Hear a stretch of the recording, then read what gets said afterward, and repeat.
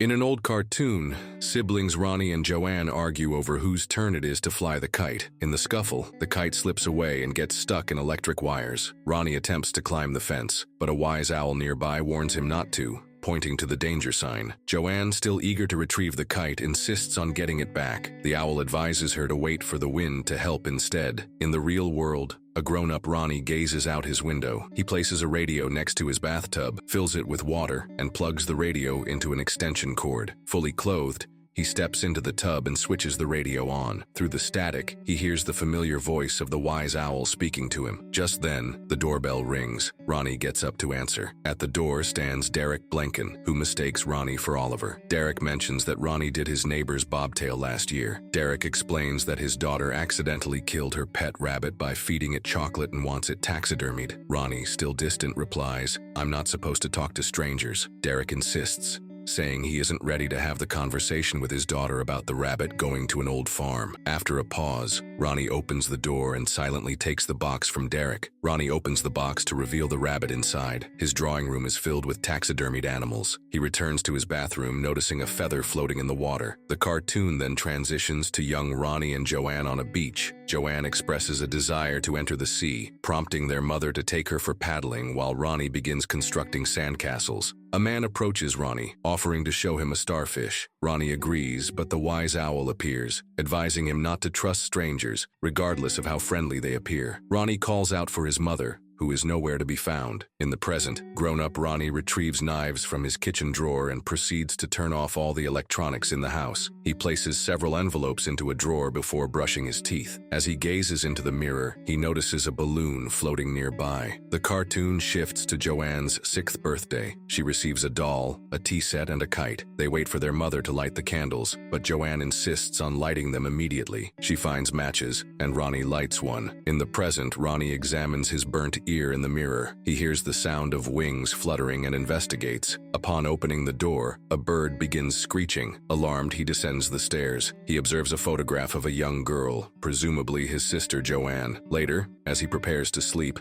his phone rings. It is his mother, who informs him that she visited earlier but he was absent. He tells her he was occupied with stuffing a rabbit. She recalls Mimsy, a cat they had to rehome due to its effect on his breathing. She inquires whether he is still planning to visit her on Monday, as he has not been to her house in 3 years. In the cartoon, Ronnie is shown injured and sitting in a hospital. His mother weeps, blaming him for the incident. The wise owl reappears, instructing him not to say anything. Grown-up Ronnie hears a squeaking noise and grabs a flashlight, but finds nothing. Suddenly, he notices an anthropomorphic owl in the room. Startled, he wakes up the following morning with the flashlight still in his hand. The cartoon continues, with Ronnie discussing Mimsy, the cat that grew old and passed away.